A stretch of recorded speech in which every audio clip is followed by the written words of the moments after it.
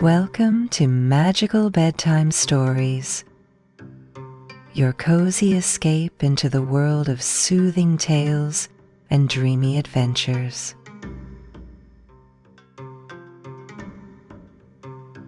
Hello everyone, it's Alina, and welcome back for another evening filled with shared tales and adventures. So, get comfortable. If you're looking for a way to support the channel, please consider visiting my Patreon, where you can access a Spotify playlist featuring all my videos, my recovery workbook, and meditations for couples. I'm really looking forward to sharing tonight's history and stories with you. As someone who adores the Mummy films and grew up watching them, I can assure you that you're in for a sleepy and delightful journey. And if you haven't seen these films, don't worry. The enchanting world of the sands is captivating for everyone. Tonight, we embark on a magical expedition to the magnificent realm of ancient Egypt, a land where the grandeur of the pyramids and the magnificence of Pharaohs beckon us to explore tales filled with wonder and mystery. Let these stories carry you to a place where deities roamed among mortals and the sands of time conceal secrets of eternity. Before we dive headfirst into these riveting stories, let us take a moment to unwind and breathe deeply. Find a comfortable position to sit or lie down where you can feel entirely at peace. Gently close your eyes and indulge in a moment of meditation and ancient history. A time to simply exist. Take a slow, deep breath in. With each breath out, allow your body to relax further. Feel your shoulders, your arms, and your legs all becoming delightfully weightless. Now, let us delve into the rich and breathtaking history of ancient Egypt.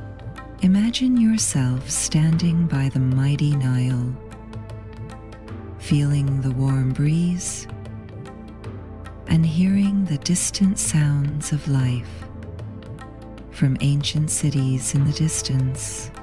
Before you, the awe-inspiring pyramids of Giza rise tall, their golden stones shimmering under the sun's tender embrace.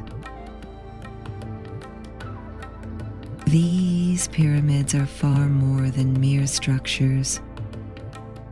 They serve as keys to a world long past, filled with mystery, power, and divine purpose.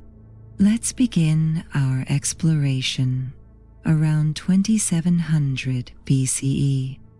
During the reign of the Pharaohs. These were no ordinary tombs. They were eternal homes, built for the pharaohs, designed to last forever. Picture the vast workforce of laborers, craftsmen, and architects, all collaborating in harmony.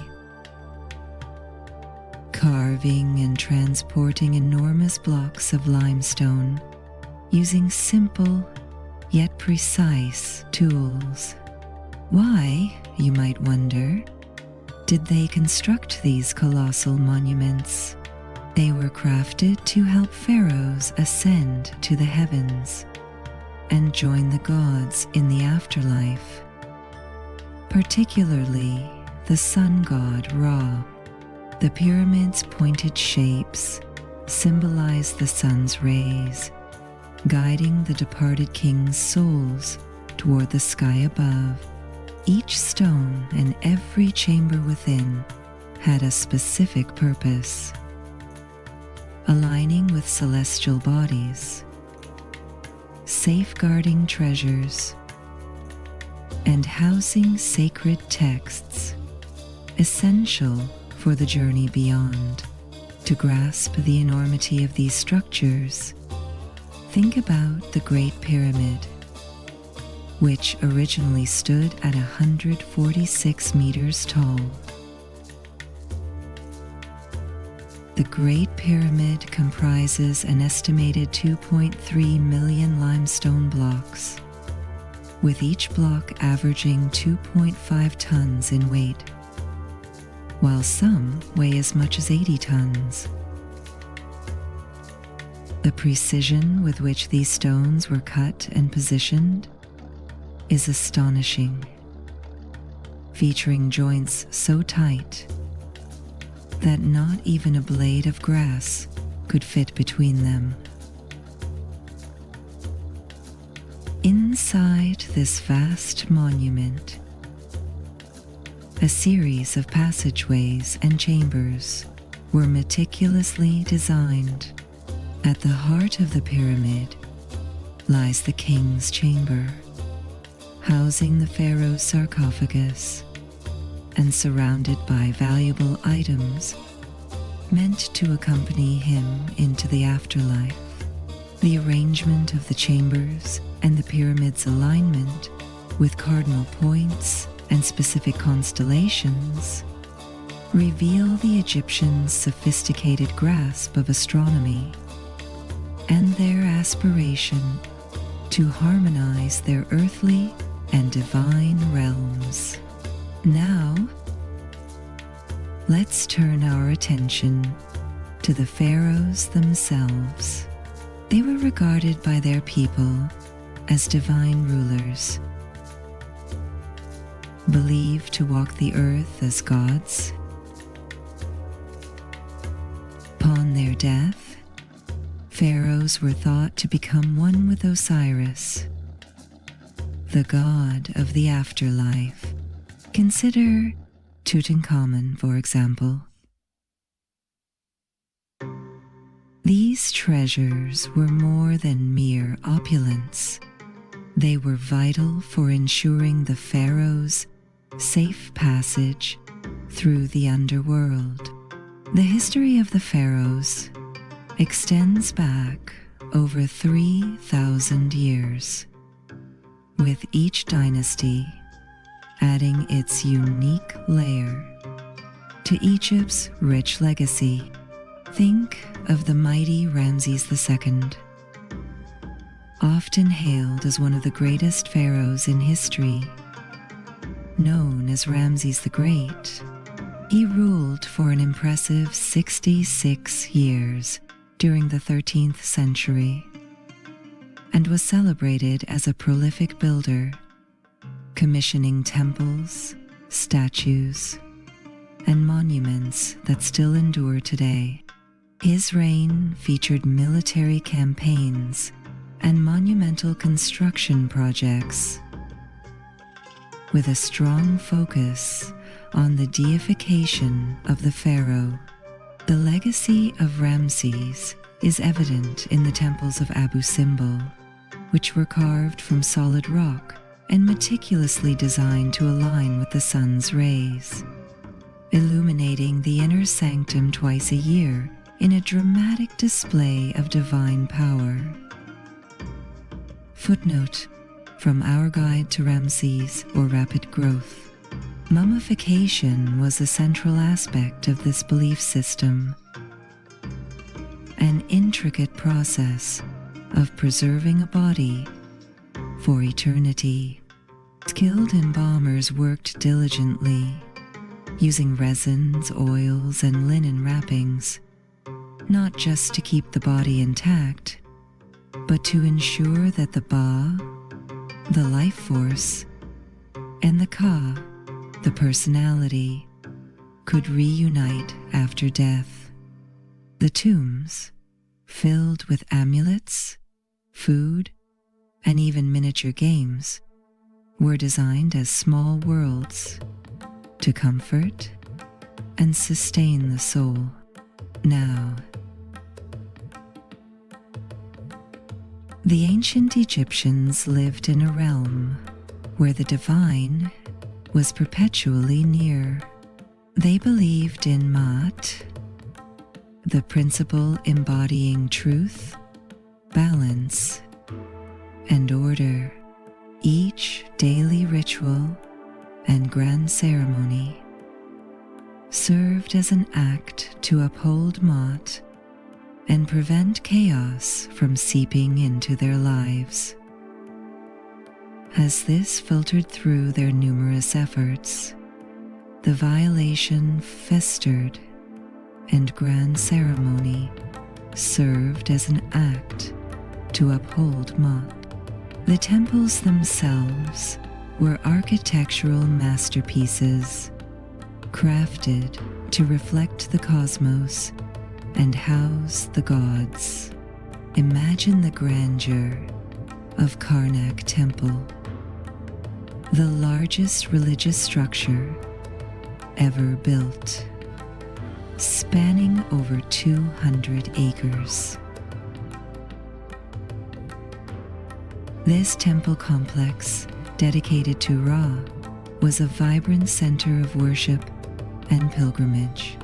The hypostyle hall, with its forest of towering columns, each intricately carved with hieroglyphs and scenes of devotion, stands as a testament to the Egyptians' unwavering faith and understanding of the gods' omnipresence.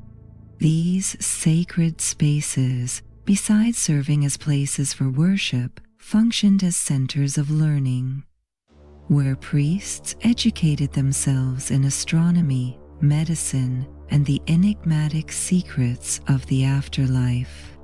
Can you hear the hymns sung to the gods during the daily offerings?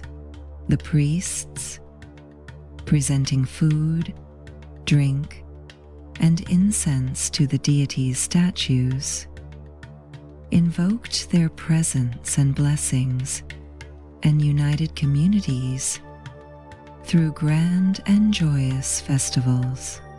Picture the Opet Festival in Thebes, a celebration brimming with processions, sumptuous feasts, and the reenactment of divine myths.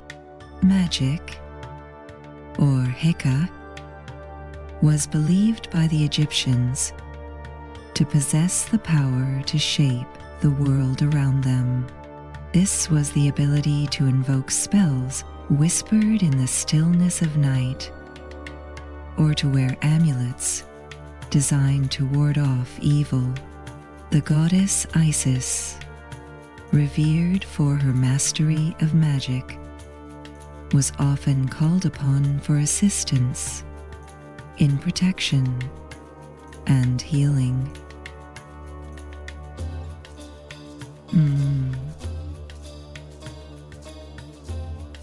Egyptian mythology flowed like a river through the heart of their civilization, explaining the world, reinforcing social norms, and providing moral guidance. Energetically and erotically, the mother hierarchy supports the queen's health and providing moral guidance. The stories of gods, such as Ra, Osiris, and Isis, The pharaoh's reign was viewed as a divine mandate, given that they represented the earthly incarnation of the god Horus. Their victories and accomplishments were portrayed as fulfilling the wishes of the gods, serving to preserve Maat and protect the land from chaos. Cult practices, especially those honoring Osiris, involved elaborate ceremonies conducted to ensure the safe passage of the deceased into the afterlife. The Book of the Dead, a compilation of spells and incantations, served as a navigator through the challenges of the underworld. The legacy of ancient Egypt is a grand tapestry. With each breath, you are drawn deeper into this enthralling era, allowing your heart rate to slow. Now, fully immersed in this civilization, you are prepared for the stories yet to unfold within the realm of the pharaohs and the vast Egyptian desert spread out endlessly before you, its golden dunes undulating like a frozen ocean under the unyielding sun. In this barren landscape, a small camp had been set up a few miles north of Cairo. A faint breeze swept across the sweltering heat, bringing with it scents of sand, mingled with a hint of exotic spices from far-off markets. A tall, wiry professor in his late 30s, with calculating green eyes and a perpetual 5 o'clock shadow, huddled over a weathered map spread across a wooden crate. His worn hat shaded his intense gaze as he traced the lines of the map with a finger, lost in contemplation. He wore a faded leather jacket, bulging pockets filled with various tools and ancient trinkets, along with a scarf to shield himself from the harsh desert winds.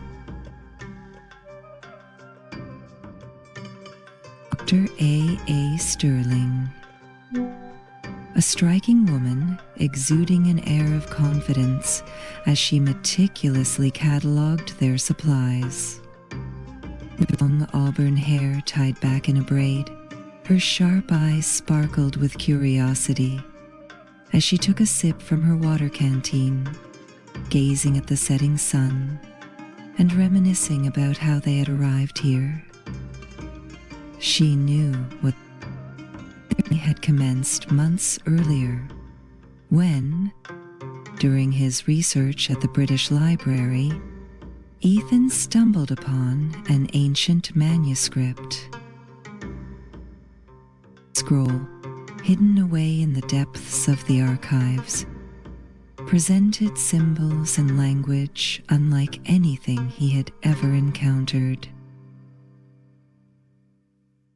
Even a scholar as experienced as Ethan struggled to comprehend its meaning, prompting him to rush to AA's office, his heart racing with excitement. He barged in with a boyish grin, dismissing her protests about a seminar she had to attend. "But AA, you have to see this," he exclaimed urgently, laying the manuscript on her cluttered desk.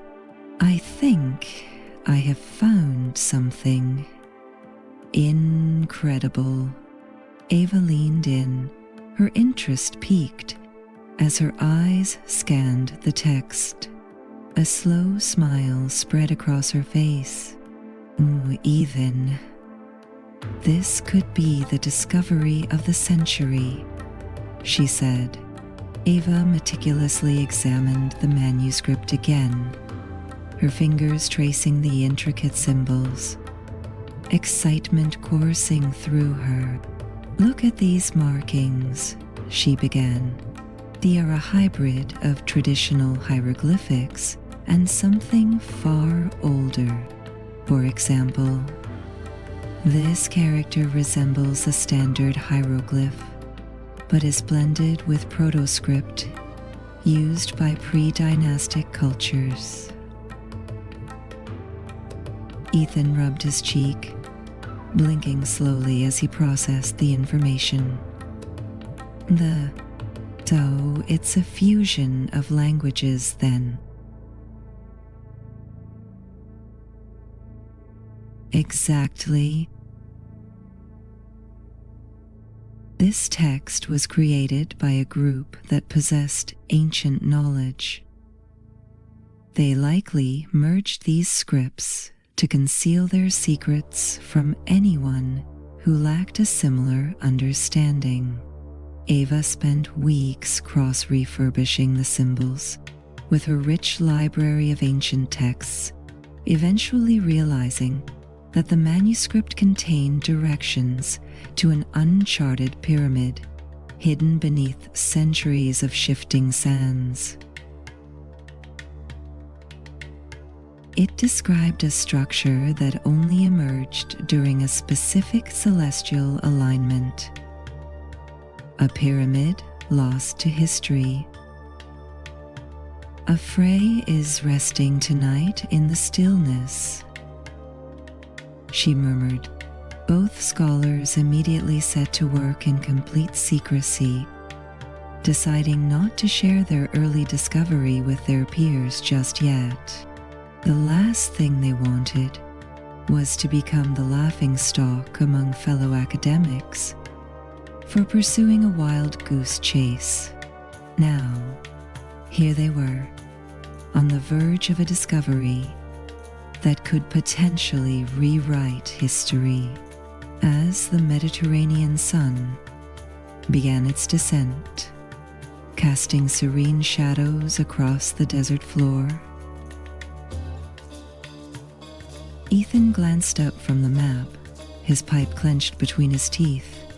"Everything points to this spot," he said, gazing expectantly around the area. "Guess we just have to wait now." Ava picked up her binoculars, scanning the desert landscape with a practiced eye.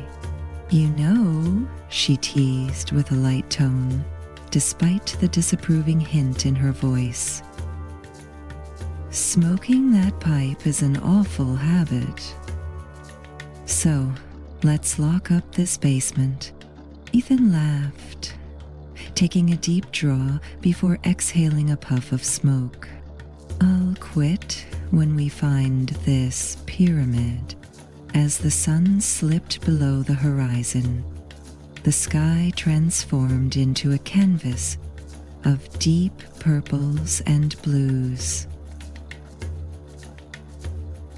Ava raised the binoculars, focusing intently. "The alignment should happen soon," she murmured, adjusting the focus. She sighed. Gradually the moon began to rise, its argent light bathing the landscape in an ethereal glow. The alignment was subtle at first, just a change in the stars that most would overlook. But for Ethan and Ava, it was everything. They watched as the sand seemed to stir, shifting into patterns that defied natural order. "There!" Ava exclaimed, pointing excitedly. "Do you see it?" Ethan squinted into the distance. At first, he saw only sand and shadows. Gradually, an outline began to materialize. "It's real," Ethan whispered, nearly sinking to his knees. The Pyramid of Shadows. The two adventurers swiftly gathered their gear, minds racing. They approached the pyramid cautiously. It loomed even larger up close. The enormous stone blocks that formed its exterior glowed eerily in the moonlight. Ava traced her fingers over the ancient carvings adorning the entrance, casting a quick glance back at her companion. "These markings tell a story," she said, her voice hushed with reverence.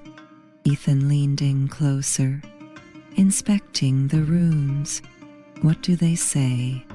Ava pulled out her notebook, carefully sketching the symbols. "These are protective runes, meant to ward off intruders."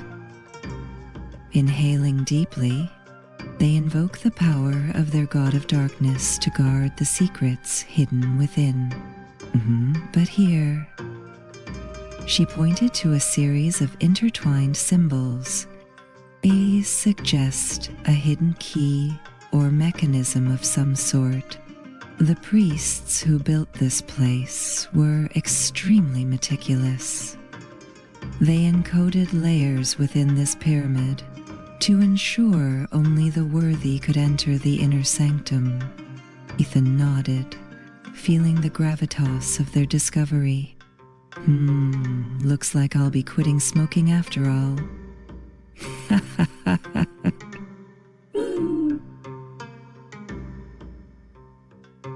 The air inside was damp and cool, a stark contrast to the oppressive desert heat. As they ventured further into the darkness, they lit their torches, watching as the path ahead began to dip slightly down. The pyramid seemed to hum with a silent energy, almost as if it were aware of their presence. Absurd as it seemed, the professor could have sworn he felt eyes watching them from the ancient walls. "Stay close," Ethan urged, his voice echoing through the narrow corridor. "We have no idea what we might encounter in here." Ava looked over her shoulder, her brow furrowed and eyes darting back and forth, straining to peer into the shadows. "Sorry, I thought I saw something, but never mind." She shook her head and followed Ethan deeper into the darkness.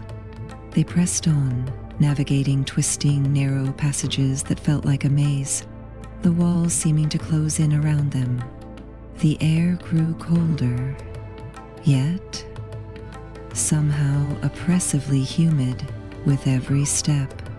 As they moved through an especially narrow walkway, Ava's legs grew heavy with fatigue. Her final 3 journeys out, "Can we take a quick break?" she asked, her voice weary. "I just need like 5 minutes." Ethan nodded, kneeling to wipe his brow. Ava set her backpack down on the stone floor, leaning against the wall to catch her breath. Suddenly, a series of mechanisms engaged with a soft hiss. Ava tried to kick her bag off the pressure plate, but it was too late.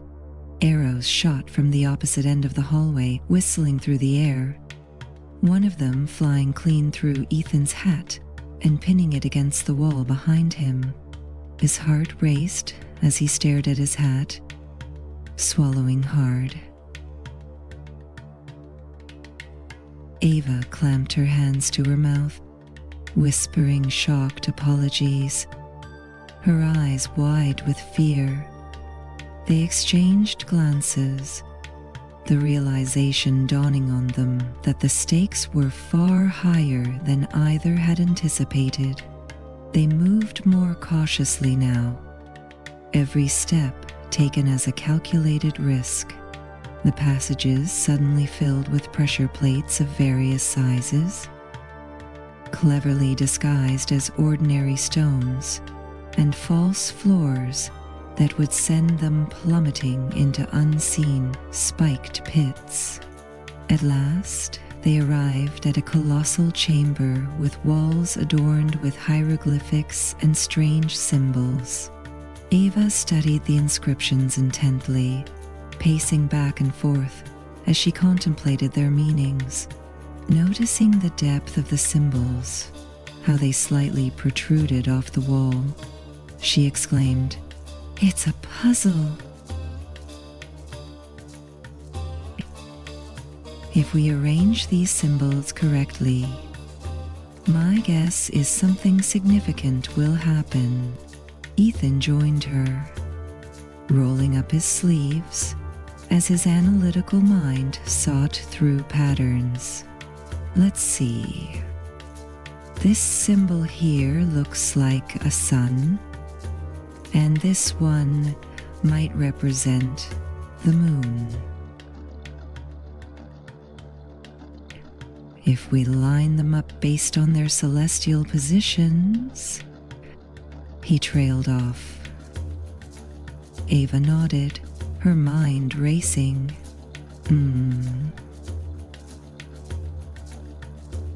As they collaborated, shifting the symbols into place, the room filled with the soft sound of stone scraping against stone, with a final, satisfying click.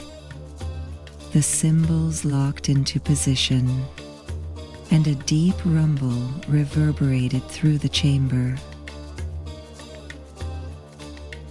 Slowly, the stone wall before them began to slide away, revealing a dark passage beyond. Dust and debris cascaded from the ceiling, irritating their eyes, but Ethan held his torch higher, peering down into the passageway. "Ladies first," he joked weakly. With a smile directed at Ava, she raised an amused eyebrow but nudged him forward.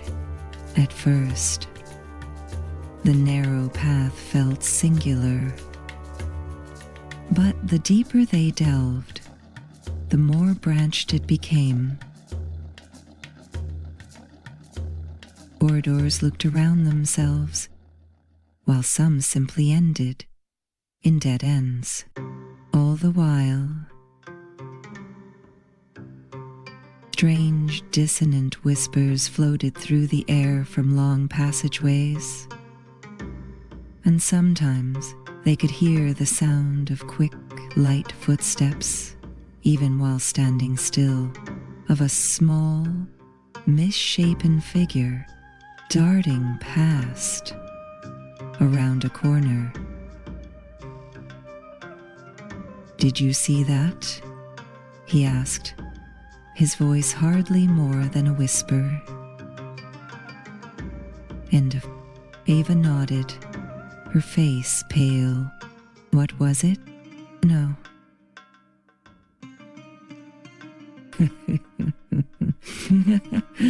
"Probably, yeah," Ethan mumbled, sounding less certain than he would like.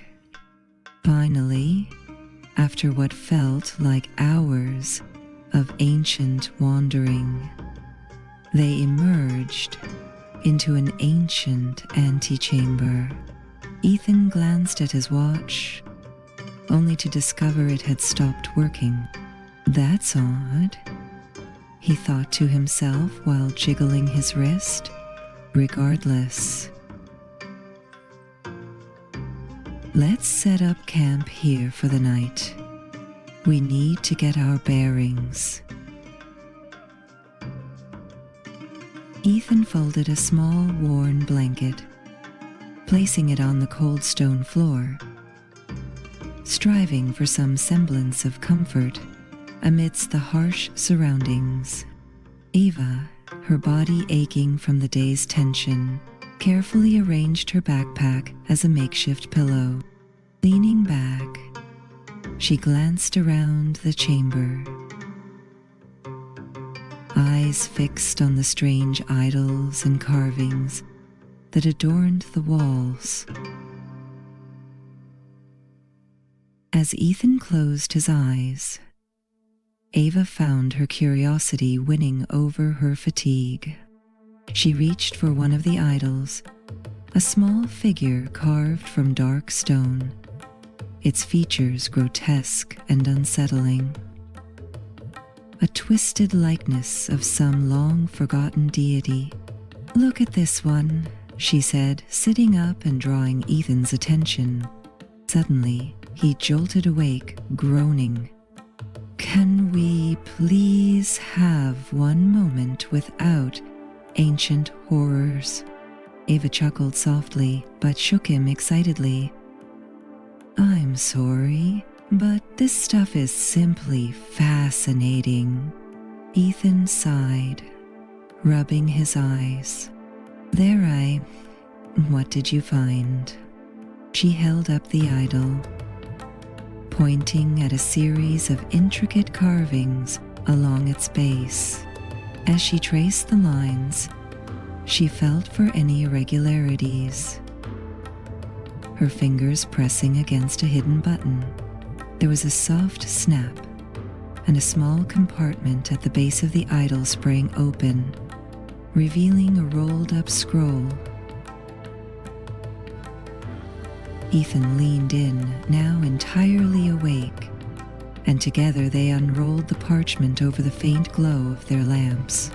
The paper was inscribed with small symbols and detailed illustrations, one of which depicted a ceremony, with robed acolytes surrounding a central figure, draped in a strange, elaborate hood, standing before a massive stone door, making her entrance feel like a passing of the hand.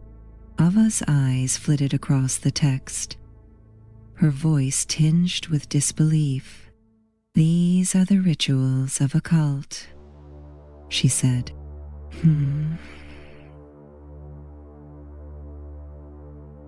Ethan blinked rapidly, feeling confused. What was that about a high priest? Eva continued reading, her expression widening as she processed each line. Was buried alive to protect the secrets of this pyramid. The cult believing his spirit would guard the gateway and prevent anyone from... Ethan lay back down, skepticism coloring his thoughts as he glanced up at the stone ceiling. A gateway to the underworld. Really? He turned onto his side to face Eva, continuing, "But after what we saw earlier, I don't know. I'm not taking any chances. Just try to get some sleep. We'll search for this high priest's final resting place tomorrow." The cryptic message left them with more questions than clarity. But eventually, their exhaustion carried them into a light sleep. Their dreams were filled with unsettling visions of hunched figures and twisted rituals. As time passed, a faint, rhythmic sound began echoing throughout the chamber. Ava's heart skipped a beat as she slowly awakened. The sound increasingly grew louder, a steady thumping that resonated through the stone walls. She nudged Ethan awake, her eyes filled with alarm. "Do you hear that?" she whispered. Ethan groggily sat up and barely processed the sound before the ground beneath them trembled. The thumping intensified, sounding as if a colossal heart thumped deep within the pyramid. The walls pulsed with an unknown energy, and a low, guttural chant began to fill the air. Ava and Ethan scrambled to their feet, wildly swinging their lanterns around. The chant escalated, a chorus of ghostly voices emanating from every direction. "We need to move now," Ethan shouted, grabbing their gear in a frenzy. They stumbled through the constricting passages, the walls closing in as the pyramid almost seemed to awaken around them. As they navigated around a corner, they confronted a massive stone door that looked like it was part of the wall, except for the fact that the door was ajar. A faint, sickly green light seeped through the crack, casting eerie shadows. Ethan and Ava exchanged wary glances before cautiously pushing the door open and stepping inside. The chamber beyond was vast, its ceiling lost in shadow. At its center stood a stone altar, encircled by towering statues of grotesque, fantastical beings. The air was thick with the smell of incense and decay, overwhelming their senses. As they approached the altar, the chanting seemed to vibrate within their bones. On the altar lay a sarcophagus, its surface adorned with the intricate carvings they had encountered throughout the pyramid. Ava stepped closer to the sarcophagus, trembling as she reached out. "This must be the high priest," she whispered, her voice barely audible amidst the chanting. With a deep breath, they both grasped the edge of the lid and with all their might heaved it open. Inside, they found the mummified remains of a man, his face obscured by an ornate headdress, clutched in his skeletal hands. He was gripping a crystalline object that glowed with a pulsing, ethereal light. Ethan reached out to touch the crystal, but as his fingers made contact, a shockwave of energy rippled through the chamber. The chanting stopped instantly, replaced by a silence that felt even more ominous.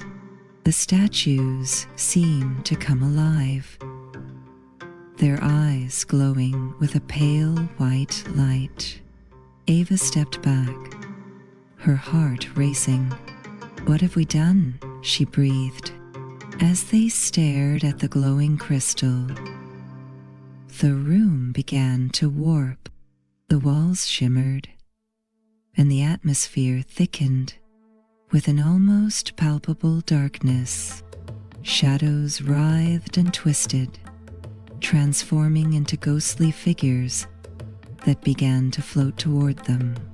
Dazed and terrified, the pair bolted back through the chamber, out of the door and into the maze-like passageways.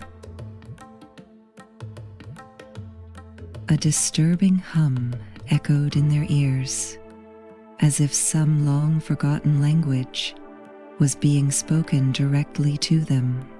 They lost track of how many turns they took, or how many times they stumbled in a panic. Eventually, they burst through the entrance of the pyramid, falling onto the cool desert sand, bathed in the glow of the moon. Ethan coughed and lay on his back, clutching the amulet with the crystal in one hand and holding his chest with the other, entered heavily, watching as the sand swallowed the pyramid. Once more, shaken and exhausted, they trudged back to their desert outpost, half laughing at their narrow escape. There has to be some kind of explanation for this, he mused, ever the academic. Ava sat on a trunk nearby, deep in thought as she traced shapes in the sand. Maybe it's some kind of ancient technology, she suggested, or has chemical properties we just haven't encountered before. Then began cranking the generator, and the crystal started to emit a faint glow. "Come, look at this," he called out, pointing to the instruments. Ava stood up, brushing the sand off her hands. "Electromagnetic field? Well, that explains the hallucinations and strange sounds," she noted. Ethan continued. "It gets even more interesting. In the shark, the first boy, the crystal structure, even under a simple microscope, is unlike anything I've ever seen. I know it sounds far-fetched, but it seems as if it was engineered. Whoever created this had advanced knowledge of both chemistry and physics." Ava leaned against the tent pole, pondering what they had discovered. So the cult that built the pyramid wasn't just a group of primitive worshippers. They had access to advanced technology. But how and why bury it with their high priest? She answered as she'd originally ordered, her voice rich and devilish. Ethan's eyes widened, a sudden thought striking him.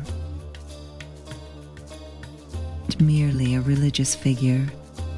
He could have been a scientist, or a guardian of this technology. So, let us begin. As they discussed their findings, a realization hit Ava. Of course. The celestial alignment. What if the crystal's power is tied to the positions of the stars and planets? That could explain why the pyramid only appears during specific times, like tonight. Ethan nodded, pacing back and forth restlessly. Makes sense. The electromagnetic field would be amplified by the alignment. The cult back then must have exploited this, causing mass hallucinations and believing themselves to be heralds of divinity. With this newfound understanding, Ethan and Ava documented everything in their leather-bound journals. Their discovery had the potential to rewrite history, suggesting that ancient civilizations might have possessed advanced technology far beyond what was previously believed. The two traveled back to the consulate in Cairo, jostling over the desert dunes in their Model T Ford, forever altered by their adventure. But, unbeknownst to them, deep beneath the sands, a small ancient creature stood before the desecrated sarcophagus, its beady eyes filled with rage at the blasphemous theft of the Holy Heart. Story 2. Thebes was a city vibrant with color and sound as the sun began its descent, casting a golden glow over the sandstone buildings and the vibrant marketplace stalls, which overflowed with brightly dyed fabrics and glittering jewelry, vying for attention. The sharp tang of citrus hung in the air as farmers proudly displayed their produce, while vendors called out enticing offers for their rare and exotic goods. Their voices stood out amidst the backdrop of bartering customers. In the midst of all this chaos was a young boy named Darius. His dark hair and eyes helped him blend seamlessly into the throng, his lithe frame slipping through the gaps like a wisp of smoke. He moved with the grace of a cat, his bare feet making no sound on the warm stones. Darius peeked out from behind a fruit cart as he scanned the market, his target a well-dressed, rather large-bellied merchant, flaunting his wealth with every step, a heavy coin pouch sagging from his belt. With an innocence that only youth could feign, Darius approached, pretending to stumble as he bumped into the merchant, just hard enough to distract him.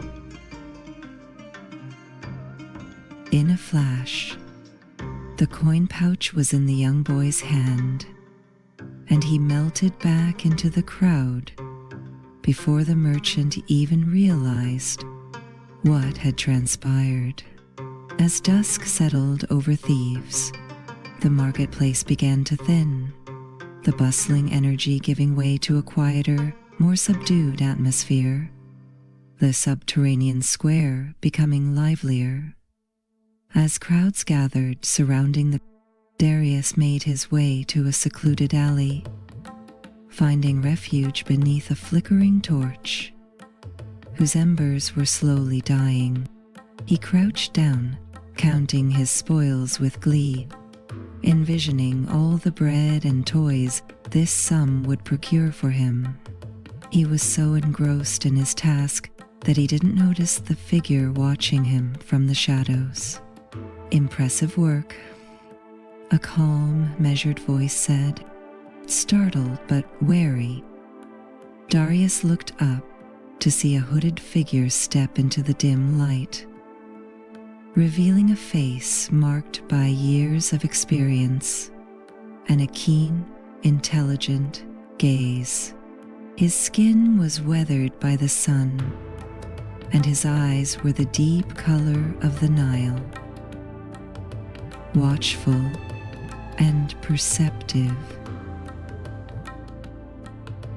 A thin scar ran from his left temple to his jawline, which might have made him seem fearsome, if not for the amused smile playing upon his lips. "Who are you?" Darius stammered, his hands slipping down to the small makeshift dagger at his waist. The man lowered his hood, revealing short graying hair. "I am Horus, and I'm sworn to the Serpent's Veil. We see everything, even the unnoticed talents of a young thief." Darius hesitated, but something in Horus's eyes spoke of opportunity beyond mere scavenging. "What do you want with me?" he asked. "To offer you a path," Horus replied, his voice steady and inviting. "The skills you possess can be sharpened and used for a greater purpose. Join us." The young boy accepted the offer, though he had no inkling just how much his life would change under Horus's guidance and the tutelage of the other members of the Serpent's Veil. Darius trained in the arts of stealth, combat, and strategy. He learned to move silently, strike swiftly, and think several steps ahead of his opponents. He could hear everything in silence as he walked around them. The training grounds of the Serpent's Veil were hidden deep within the desert, far removed from prying eyes. Here among the towering sand dunes and rocky outcrops, Darius honed his skills. The hot sun beat down on him as he sparred with other recruits, his muscles and mind aching from the relentless exercises. He practiced climbing and leaping from the crumbling ruins of ancient structures, his fingers gripping the rough stone as he pulled himself up. His eyes fell to the sumptuous landscape outside, the landscape of the Empire, his fingers gripping the rough stone as he pulled himself up. By night, illumined by lit braziers, he studied ancient texts on tactics and philosophy. The scent of papyrus and ink filling the cool night air. Horus was a stern, yet fair, mentor. His instructions were always precise and clear. You must become one with the shadows, Darius. Your movements should be silent, your presence unnoticed. Only then will you truly understand the essence of our order. Darius absorbed these lessons eagerly, eager to prove himself capable of donning the mantle of the Brotherhood. Soon, he was deemed old enough to carry out important tasks for the Order. He would sometimes awaken in the morning, only to find a sealed missive bearing a single name. His missions took him across Egypt, from the bustling markets of Alexandria, where he navigated narrow alleyways and leaped across rooftops, to the sun-scorched deserts of Nubia, tracking his targets across vast, barren landscapes. Months could pass as he sometimes made friends or allies, though he was never sure what to call them. Eventually, he would find himself cut off from them and forced to sever all ties, moving on to the next mark. However, the task before him now was unlike any he had encountered before. The Serpent's Veil's hidden stronghold was a place steeped in secrets and shadows. Carved into the side of a remote desert canyon, it was in a dimly lit chamber, deep within the heart of the stronghold, that the leaders of the Brotherhood had gathered to discuss a mission of great significance. Darius stood before them, his back straight and his expression grave. Some incense burned nearby. Horus stood at the head of the table, his face serious as he addressed the assembled members. Our spies in Thebes have brought us alarming news. Pharaoh Khafre has unearthed a relic of immense power. This tome is said to contain the secrets of life and death, the very key to immortality. If Khafre should harness its power, he will cast a shadow over Egypt that none will be able to lift. It's a drawn-out process. As long as every acre is preserved, Khafre should harness its power. He will cast a shadow over Egypt that none will be able to lift. Murmurs of concern rippled through the chamber. But Darius remained silent, recalling the cruel punishments faced by a poor young thief like himself under Khafre's rule and his merciless guards. It falls to you to retrieve this book, Horus continued, locking his focused gaze onto Darius. You must slip into the heart of the Pharaoh's palace. Find the book. The fate of Egypt may very well rest on your shoulders. Darius nodded. I will not fail, he vowed, though his heart was less sure. After the meeting, he retreated to his quarters to prepare. The room was sparsely furnished, containing a simple bed, a wooden chest, and a small altar to Bast. He knelt before the altar, offering a silent prayer for guidance and protection. He packed his daggers and donned the dark hooded cloak that marked him as a member of the Serpent's Veil.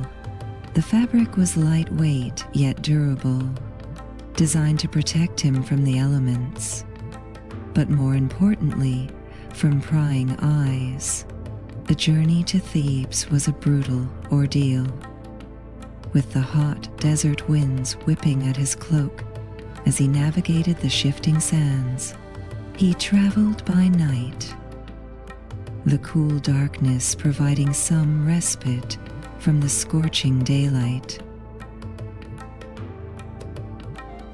As he journeyed, his thoughts turned to Nefret, a former palace servant who had become a trusted ally and, in some ways, his only friend. He vividly remembered the day they had met. During a mission several years prior, Darius had saved her from a band of mercenaries who had mistaken her for a wealthy noblewoman carrying valuable fabrics back to her mistress's home. Grateful for his intervention, Nefret vowed to be Darius's eyes and ears wherever he might need her. Now, with the mission looming ahead, he knew it was time to call in that favor and ask for Nefret's help in navigating the treacherous halls of the palace. Upon finally arriving at the outskirts, the city was bathed in the soft glow of moonlight. The towering walls of the Pharaoh's palace loomed in the distance, a dark silhouette against the night sky. Darius took a moment to collect his thoughts, gently patting his horse after the rough trek and giving him a handful of dates. He knew that Nefret frequented a small, inconspicuous tavern on the outskirts of the city, a place where servants and common folk gathered, away from the palace guard's watchful eyes. He tossed a few coins to a stable boy, bidding his horse farewell for the moment, as he made his way down the narrow, crowded streets.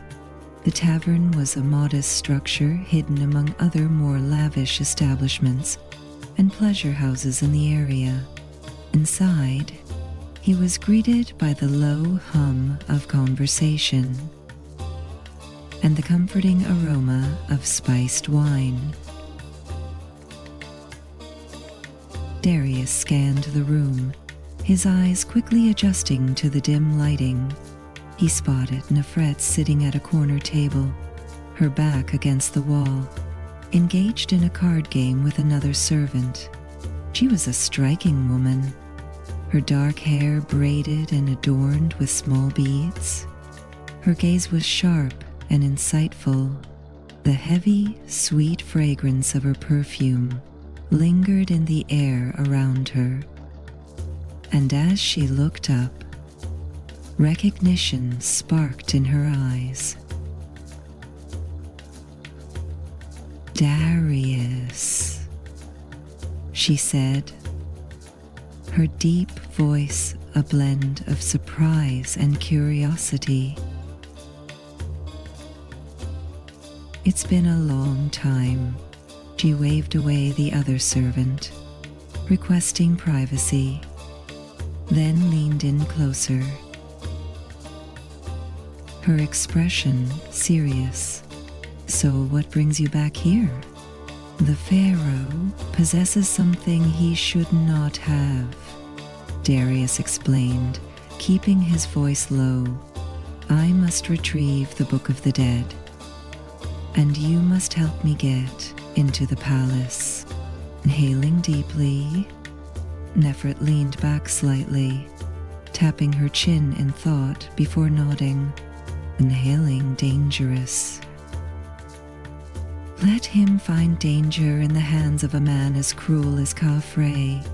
Not that it makes any difference to me, but I suppose I do have a debt to repay. During your experience, you'll learn to bestow creative thinking, reflect, discuss, and live. Darius lowered his hood, speaking urgently now. That's why I need your help. You know the layout of the city better than anyone. Nefret considered this momentarily, fidgeting with the bangles on her wrists. She looked around cautiously to ensure no one was eavesdropping before speaking. There's going to be a procession tomorrow night for the festival of Oped. The palace will be distracted, and the guards will be focused on the celebrations.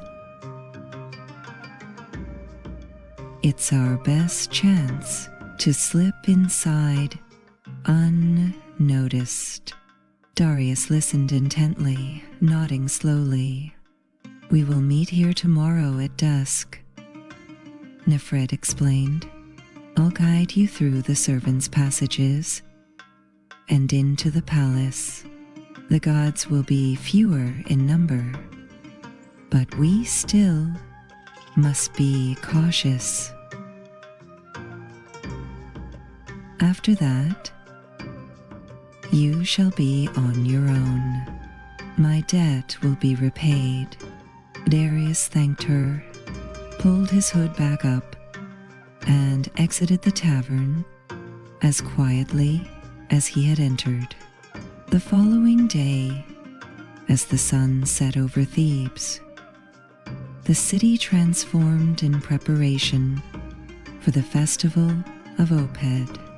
The streets were adorned with garlands of flowers, and various herbs were lit and burned. Excited faces filled with awe congregated in droves, lighting up with joy and reverence for the gods. This festival honored Amun, Mut, and Khonsu, and was one of the grandest celebrations in all of Egypt. Darius made his way through the bustling streets, his hood pulled low over his face to blend in with the crowd. He arrived at a narrow alley beside the tavern where Nefret had agreed to meet him.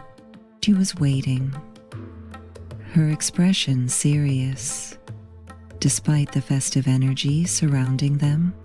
As she greeted him, her voice barely above a whisper, she handed him a bundle of clothing.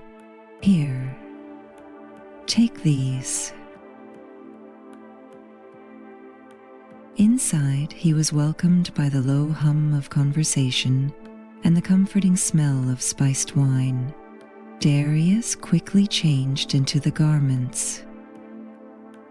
Simple linen attire, typical of a palace servant. The rough fabric felt unfamiliar, but was necessary for his disguise. He adjusted the belt around his waist and wrapped a scarf around his shoulders, blending seamlessly into the role of a servant. Nefret nodded in approval. Follow me, she instructed, scanning the street for any signs of trouble. Stay close and keep your head down. They moved carefully through the alleyways and streets, the sounds of the procession growing louder as they approached the palace. The grand parade of priests and musicians wound its way toward the temple, their chants and music creating a rhythmic melody that filled the night air. It served as the perfect distraction. As they neared the towering walls of the palace, Nefret led Darius to a small, inconspicuous door, hidden behind a cluster of palms.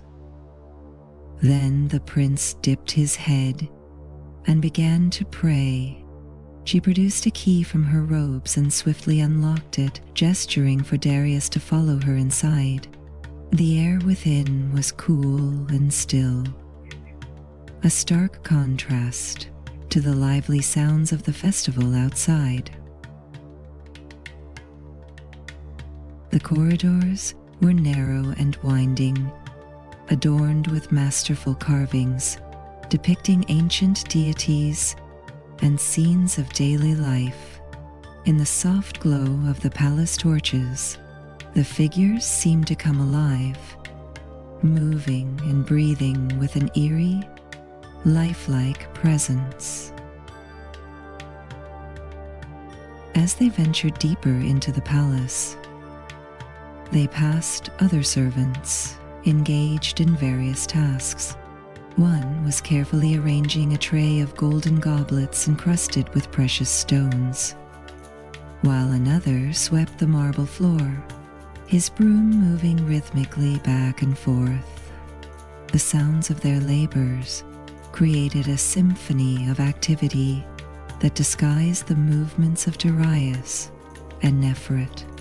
At one point, they turned a corner and nearly collided with a palace guard. The man eyed Darius suspiciously, his hand resting on the hilt of his sword. Darius, standing tall, did not fit the mold of a servant. His posture was that of a fighter, not a maid. "Who is this?" the guard demanded, his gaze narrowing. Nefra stepped forward, her demeanor relaxed and confident. "A new servant assigned to assist me for the festival preparations. The kitchens are overwhelmed, and we require all the help we can get. Now let us be swift in our duties, lest the Pharaoh's anger fall upon us all." The guard frowned, but Nefret's unwavering gaze and tone of authority seemed to placate him. He muttered, stepping aside, inhaling deeply, and exhaling through the nose. Once they were out of earshot, she turned to Darius. "We're getting close. From here on, you're on your own. The inner sanctum lies ahead, but so does the most dangerous." Darius nodded, fully aware of the seriousness of the situation. "Thank you, Nefret, for everything."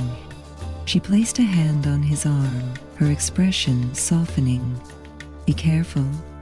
Gafra is a monstrous man, and his palace is filled with terrors unseen." Darius took a deep breath. Pressing onward, the grandeur of the palace gave way to a more somber and sacred atmosphere. Statues of gods and pharaohs, initially noble and imposing, began to take on a more ominous presence. The decor grew darker and more ritualistic. The walls were lined with glyphs depicting afterlife scenes, judgment, and the weighing of souls. The animalistic visuals, combined with the heavy incense, created an almost suffocating sense of reverence and fear. As Darius approached another corner, he heard the soft murmur of voices. 2 guards standing at the entrance to a grand hall. He pressed himself against the wall, listening intently. "Did you hear?" Another servant claims to have seen a ghost. One guard said, his voice laced with unease. "Some say it lay." "Superstitious nonsense," the other replied, though there was a note of uncertainty in his tone. "Still, I wouldn't want to take the night watch. Those corridors give me the creeps." Darius waited for their conversation to fade before slipping past them, moving deeper into the palace. The hallways darkened further, the air thickening with an acrid, metallic scent.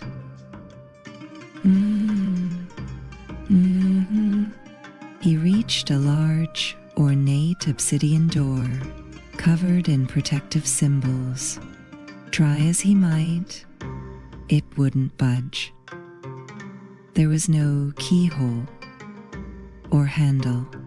It was merely a stone slab, blocking his path. The scent of blood grew stronger now, almost nauseatingly sweet. Realization dawned on him. A sacrifice was required. He pulled his small, trusty dagger out from his robes.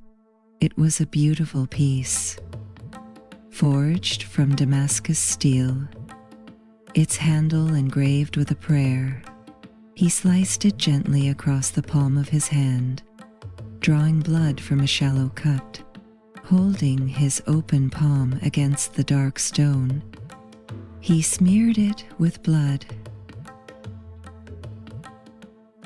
The door swung open with a whisper, revealing a chamber bathed in soft moonlight. Filtering through a narrow opening in the ceiling, the room was vast. Its walls lined with shelves filled with scrolls and artifacts. The air was heavy, thick with dust and mystery. In the center of the room, a pedestal held the Book of the Dead, its cover crafted from blackened gold and inscribed with runes that seemed to shimmer and writhe as Darius approached. And shadows danced across the surface of the book, and unsettling whispers emanated from it. His hand trembled slightly as he reached to take the book, the voices growing louder in his mind. Just as he touched the cool surface, something caught his eye off to the side. Half hidden in the shadows was a desk, cluttered with scrolls and writing instruments. Clearly, it was the Pharaoh's personal study. Amidst the scattered papers, a hastily half-written note drew his attention. He picked it up, reading the Pharaoh's elegant yet frantic script. The book, a gateway to the realm of the gods themselves, immeasurable power for Egypt and all the lands beyond the sea. Darius's eyes widened as he absorbed the implications of the note. The true potential of the Book of the Dead was far greater than he had initially imagined. It was not just a key to immortality, but a conduit for divine power. He realized that such power was too immense and dangerous for anyone to wield, even for the Serpent's Veil. He knew then what he had to do. Carefully, he closed the book and wrapped it in a piece of cloth. As he made his way out of the palace, he vowed to deal with Pharaoh Khafre another time. Your justice will come, he whispered to himself.